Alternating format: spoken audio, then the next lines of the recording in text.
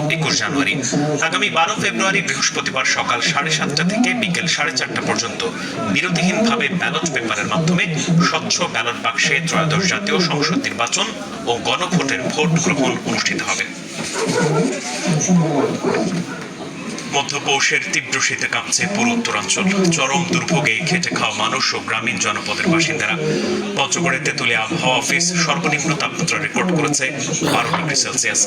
রংপুরে ঘন কুয়াশার চাদরে ঢেকে গেছে পথঘাট, সূর্যের দেখা নেই। গত 6 দিন ধরে হিমশীতল বাতাসে কাবু হয়ে পড়েছে মানুষজন, পশু পাখি।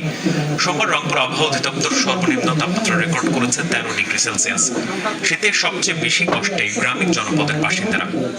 গরম কাপড়ের অভাবে খড়কুটো জ্বালিয়ে শীত নিবারণ করছেন অনেকেই। ঠান্ডায় যুবথুবু তিস্তাপাড়ের মানুষ ক্ষেত খামারে কাজ করতে পারছেন না। শীতের জেলা পঞ্চগড়ে কমেছে দিনের তাপমাত্রা। সর্বনিম্ন তাপমাত্রা বাড়লেও ঘন কুয়াশা আর হিম